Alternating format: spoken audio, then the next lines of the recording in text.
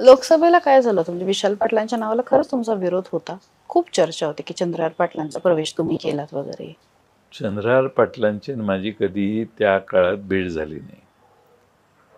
त्यांना शिवसेनेने तिकीट दिलं. ते का दिलं? तर काँग्रेस पक्षाने छत्रपती शाहू महाराजांना कोल्हापूरचं तिकीट डिक्लेअर केलं. हं. कोल्हापूरची जागा शिवसेनेची आहे असं शिवसेनेचं मत होतं. हं.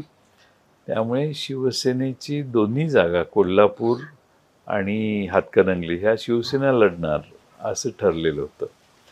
कारण का तर त्यांचे तिथं पूर्वी खासदार निवडून आलेले सदाशिवराव मंडलिक साहेबांचे चिरंजीव आणि इकडं धैर्यशील माने.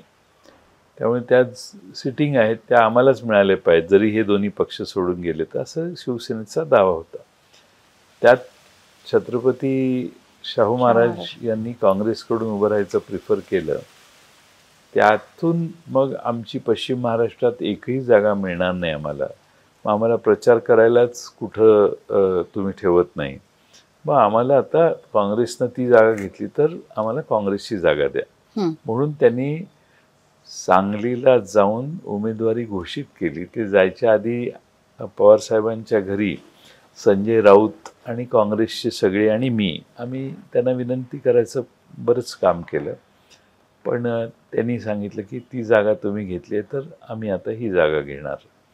त्यामुळं थोडी अडचण झाली आणि त्यांनी जे उमेदवार आहेत पैलवान त्यांना चंद्रहार पाटील त्यांना उमेदवारी जाहीर केली. आता शेवटी मी महाराष्ट्रात 10 जागा लोकसभेला उभ्या केलेल्या. मला 10 जणांची काळजी होती. मग शेवटी उद्धवजींनी मला सांगितलेलं की जयंतराव तुम्ही काय करताय हे आम्हाला बघायचं आहे. माझ्यावर बंधनच आलेली. त्यामुळे मी चंद्रहार पाटलांचा प्रचार करण्याशिवाय दुसरा मला ऑप्शन आणि आघाडी आहे ना, आघाडीचं कर्तव्य पण होतं. त्यामुळे मला त्यांचं काम करावं लागलं.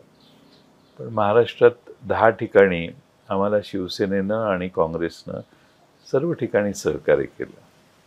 त्यातले आमचे 8 निवडून आले. 9वी पण आली असती. चिन्हामुळे तो वेगळा थोडक्यात.